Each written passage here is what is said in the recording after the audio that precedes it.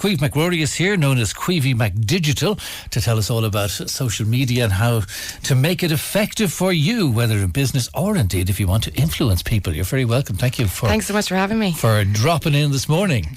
And tell us about yourself. Where did you start with all this? So, once upon a time, I used Bebo to sell mortgages to taxi drivers. So that's how long I'm in the game. And you must have been 14, weren't you?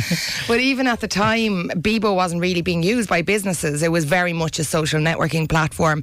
My boss at the time thought I was absolutely barking mad. Why would you be using a social networking platform to reach out to people? And I was saying it's like setting up a stall in Stephen's Green Shopping Centre. You're going exactly to where people are spending their personal time. So why not reach out to them there and converse with them there rather than bringing them back to your space, i.e. your website or whatnot. So we started using that and it worked. And then I always worked in a sales role. I went into medical recruitment. I went into generic recruitment. I went into a security systems company and then ended up in a courier company. And as I say, if you can make couriers interesting on social media, you can make anything interesting on social media. And I suppose when I was with the courier company, Cyclone Couriers, cheeky little plug for them there, I really found my voice online and I started looking into, okay, it's great to be putting all this stuff up online, but how can we actually measure it?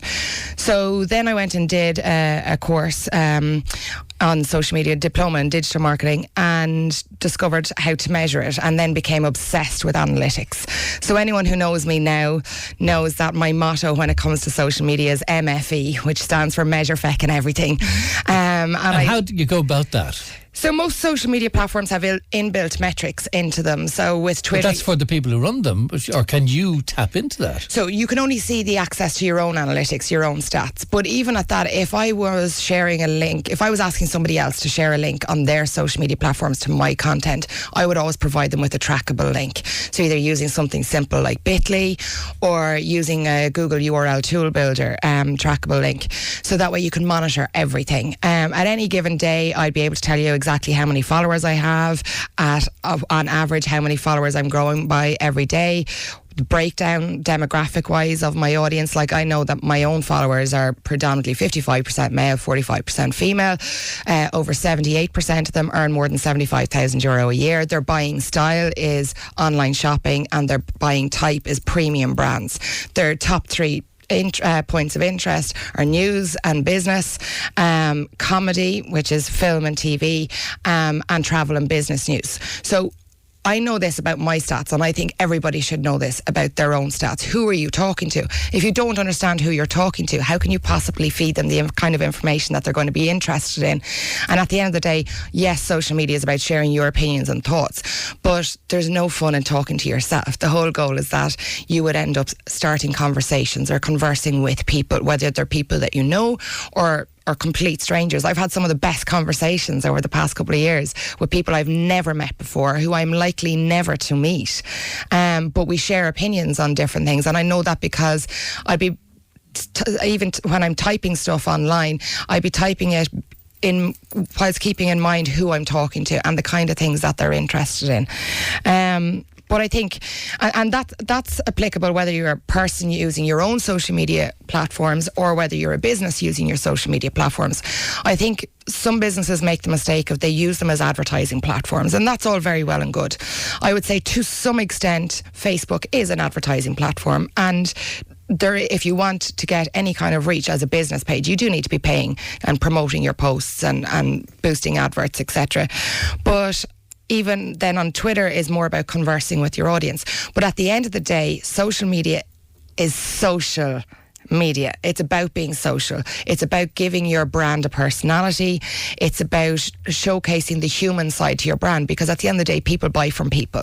And whether you're using social media in sales function or not, it does come down to sales. You're either selling a product or service, or you're selling a brand, you're selling a concept, you're selling an idea. And I think if you keep that in mind when you're sharing content and you know who you're talking to, you see a lot more success. And success to me is conversations, because as conversations continue, you start building brand ambassadors. People become advocates for your brand. Your brand is the first person they think of when they're in the mode for whatever it is that you're selling. So you have to harness these people because of what they can buy from you, is it? Absolutely. Now, it's not just all about sales. It's not, certainly not from a personal point of view, but from a business point of view, there has to be return on investment. You wouldn't pay to have ads in a newspaper and expect nothing in return. The biggest cost when it comes to social media is the cost of time and expertise. I'm a firm believer that not everybody can run a business accounts on social media, because there is a bit of psychology that goes into it. There is a bit of sales that needs to go into it, and it's getting the right balance between conversing with people and preaching at them. And the preaching at them model just does not work. Well, what products work, say? Everything. Like I said, if you can make careers interesting online, you can make anything online. Like the clients that I work with range from retail brands to mobile phone recycling companies to charity organisations to insurance companies. But how do you wrap that up that people want to say, oh, I want to follow this, I want to... I would always say, anytime you're posting anything online, you should be trying to evoke an emotion. So for me, I want everybody to say, oh wow, that's really interesting, or that's really funny, or that's really clever. And if you're thinking of, I need to get one of those 3 reactions out of people, so, and you know who's listening to you because you're monitoring your analytics and the demographic breakdown and everything like that, and you're also looking at previous interactions on your content, then it's far easier to write, you know, the message that you want to get out there, but you need to write the tone based on what emotion you're trying to harness and who you're speaking with. And can you monitor views of a posting? Yes. So I would monitor this, like... Because you post something to Twitter and it just goes off in a timeline, and maybe people tune in at 10 o'clock that night. I'm so anal about it. I look at my Twitter, my own personal Twitter analytics almost hourly. If I put up a tweet on Twitter, I will monitor to see what kind of a reaction it's getting. I put up a tweet half an hour ago saying I was on my way in here to speak with you, and I was able to see, just as I was getting out of the car, I was like, okay, there's six retweets, 20 favourites, but I clicked in to see how many people did that reach, how many people engaged with that or clicked into the tweet, clicked into the image, how many people clicked on profile, because if they're clicking on profile, you mean they're being nosy. It's who are they, what's this about, who, especially if you're tagging people in tweets. I always laugh. I took a picture of a friend of mine who's well known to be shoulder deep in the fridge anytime he goes to anyone's house, and he was shoulder deep in my fridge, and I took a picture and I said, walks in the door and straight away he's shoulders deep in the fridge, and tagged him in it, and there was like 78 people clicked on the profile, obviously to see who is this person, because they couldn't see his head, but yet only 12 or 15 people favorited the tweet.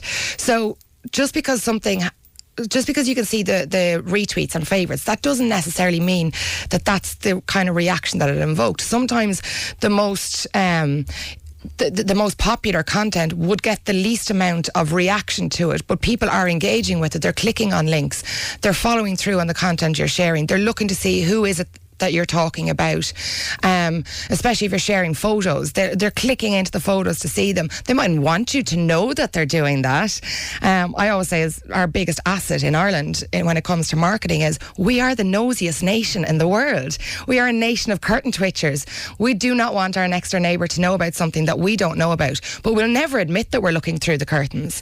And that's really, really obvious when it comes to social media, when you're looking through the stats, because the public reactions that you're getting to content, so a like or share on or a comment on Facebook, a favourite or a retweet on Twitter, that's not necessarily reflective of the kind of people who are engaging with your content. So if you want to find out who's really engaging with your content, you need to get stuck into the analytics on the back end.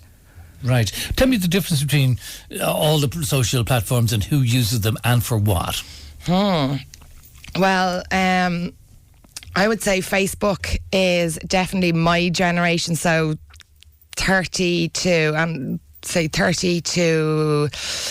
maybe 45, 50 years of age are the people who use it on a daily basis. It hasn't gotten the same uptake with the teenage market now, and the reason being is it's not cool. Their parents are on it. Their parents can see what they're doing. Twitter definitely is more, I would say, business focused. The people who use it on a daily basis tend to be leaders, decision makers, people who have opinions. newsmakers. They're the kind of people who use Twitter on a daily basis. But then Twitter is funny. You have your really active users who speak and share information all the time, but you also have your lurkers or your readers who will share very, very infrequently, but they're going on it almost hourly to watch what's happening and to find their news. Instagram then is a younger demographic, but also in the older demographics, it's quite a niche market. So it's people who are quite cultural, who are quite visual in nature. It is a visual platform. It works really well in the B2C market, into retail products and brands, but particularly if they're quite a visual product or service. It works very well with food as well and exercise. So visual, so the pictures are there and people follow people who post big pictures. And Exactly. Then you've got Snapchat, that's your younger demographic. You're kind of 15 up to 25 years of age, give or take. You do have a great group of people who are in that 25 to 30 year bracket on Snapchat who are really the leaders in Snapchat, the likes of James Patrice, who I am his biggest fan, James Kavanagh, Paddy Smith, people like that who are really shaping the way in which brands are starting to utilise Snapchat, and utilising Snapchat to engage with these kind of leaders and having them become advocates of their brand, but in a fun, approachable manner. Then you've got the likes of Periscope, which is live video streaming, works in conjunction with Twitter, and that's fantastic, particularly for reaching global audiences. But it really works best around events, particularly if they're visual events. So we work with Leia Healthcare City Spectacular every summer, and we introduced Periscope into the social media mix last summer, and it blew up. We had people tuning in from Mexico, from Australia, from Antigua, from Canada, from Hawaii, you name it, because it was such a visual festival. Like, these were the biggest freaks and best performers from all around the globe in Dublin, in Merrion Square. But yet we were able to reach a global audience, which was fantastic. And I definitely think live video is going to be the thing on social media this year. It already kind of is, but Facebook have now introduced live video streaming through Facebook. YouTube, you can now do live video streaming through as well. I think it's only a matter of time before Twitter and Instagram introduce that as well. But you see the rise of Snapchat, the rise of Periscope, the rise of Blab even, quite a niche platform still. But I think live video, the here and now, is going to become more and more prevalent, because if you think about it, really what it's doing is it means that one person can write, direct, produce and star in their own reality TV show. And do we have time for all this? I keep asking myself every day, when am I going to get time to do this, that and the other? It becomes second nature. Like, I know myself, if I'm walking down the stairs, if I'm not at my desk, or if I'm en route somewhere, my phone is in my hand and I'm acting on it. If I'm on a phone call to somebody, I'm on the desktop replying to tweets at the same time. It becomes second nature. You don't even need to think about it. And I think sometimes if you overthink the content that you're putting up, it's not as effective. Sometimes the most ridiculous content that you put up gets the biggest reaction. I know recently I put up a picture of a bag of chips, and I said, how is it the sneaky chip out of the bag in the car on the way home is always the nicest? And it got a ridiculous reaction. People saying, oh my God, yes, absolutely. None of the rest of the chips taste the same. So I said, okay, there's definitely something to go with here. So I set up a poll then, and polls work so well on Twitter. So I set up a poll and I said, okay, the question that defines you as a person, when it comes to eating chips, what dip do you eat with it? Is it lashings of salt and vinegar, ketchup, curry sauce or garlic sauce? And there was over 260 people voted in that poll. So I think if you can find content that's relative to everybody, that it's something that everybody experiences, it becomes second nature, that you're doing it on the move because it's part of your everyday life. That's the content that gets the best reactions. Right, if you're wondering who this is, it's Ciamh McCrory, who's known as Queevy McDigital at Inside PR. How do you monetize all that? How do you make money from all this? Well, you've got, much like a traditional publication, if you're an influencer, you can sell advertising space around your content, you can do paid advertorials or sponsored content, and you see a lot of that going on now in Dublin, because really social media is peer-to-peer marketing, so often it can be 10 times more beneficial for somebody else of influence to be speaking about your brand rather than you speaking about your brand directly. And there's a lot of influencers who are now making a full-time living out of doing this, and I completely applaud them, because at the end of the day, it's not easy. It is a full-time job that you're doing, and especially if you're creating sponsored content, because you've guidelines to follow, you have content to produce for it, you're doing graphic design, you're doing video editing, and that's how some people are making money from it. Others, it's like from a brand's point of view, it's down to return on investment. It's down to making sure that the content that you're sharing is encouraging people enough to buy from you. Yeah, and it's as easy as that. Yeah, it's not as difficult as it sounds. Just get the audience, and I would say don't ever concentrate on building followers. Like, I set myself goals, and my goal is to get 50,000 followers by the end of the year, and I keep saying it publicly because that'll put me under pressure to make sure I do it. But for me, it's not, yes, the 50,000 followers is a landmark for me, but I want to do that without losing my engagement levels. So at the moment on Twitter, my engagement levels are 12.6%, which is really, really high. What does that mean? So it means that 12.6% of the people who follow me, so like 32,000 followers, give or take. So 12.6% of the people who follow me are engaging with my content. They're reacting to it. So they're either clicking into it, they're commenting on it, they're retweeting it, they're favoriting it. And for me, that means that it's not falling on deaf ears, that people are actually engaging with you, they're listening to you.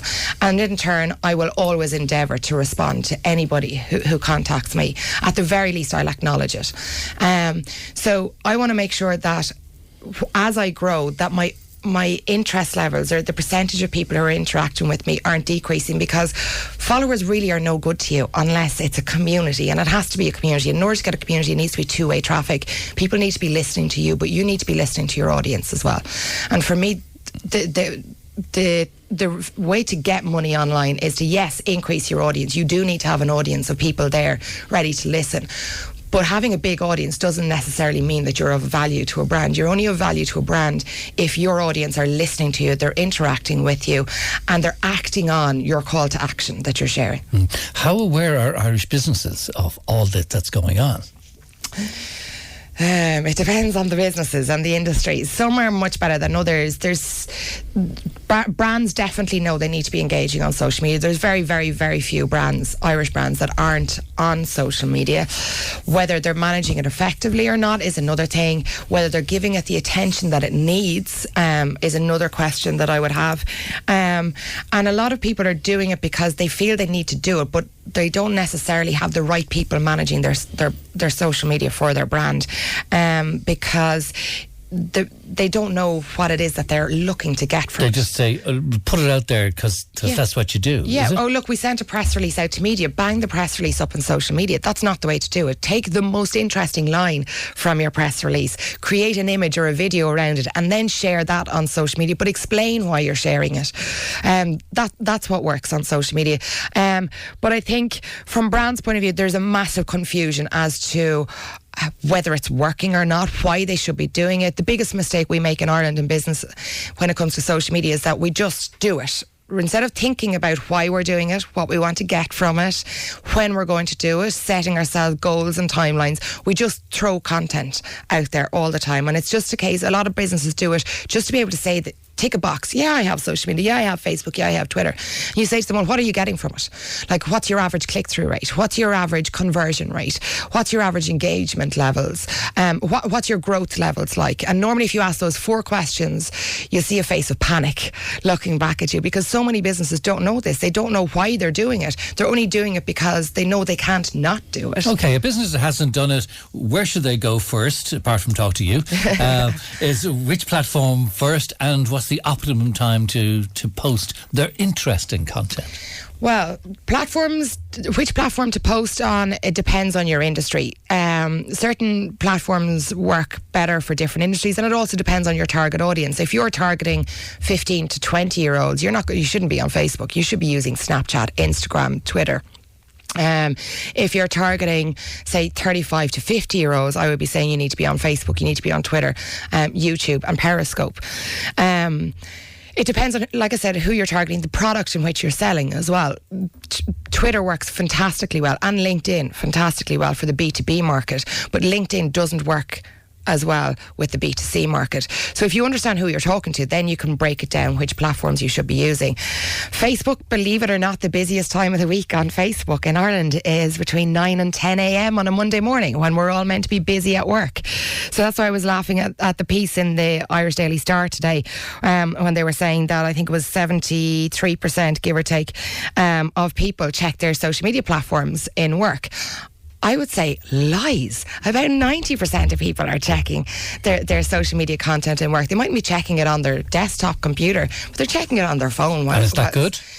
Well, I would always say that if you have a clear social media policy, and that's so important for brands, your employees need to know what they can and cannot discuss about your business online. But if you have clear guidelines as to what they can and can't discuss, why wouldn't you want them to be ambassadors for your brand across their social media platforms? I mean, if anyone's going to buy into it, it's into your brand as the people who are working for you. So if they know the ins and outs of your brand and they know the positive stories you want to share, surely they're your first stop to go to talk about your brand. So I'd be all about embracing that, provided they're fully briefed as to what they can discuss. Okay. And that comes down to a clear and concise social media policy. All right. Well, that was so educational out there. Right. What can I say except thank you for coming in. Thank you. And, giving us an insight into that. So, thanks so much, the future is bright. Good stuff. Okay. That is Ciamh McCrory there, known as Queevy, at Queevy Mac Digital. And what's the other platforms you have to find you? You find me on basically every social media platform. Right, yeah. With loads and loads of followers and influencing people. That is Ciamh McCrory. Thank you very much indeed.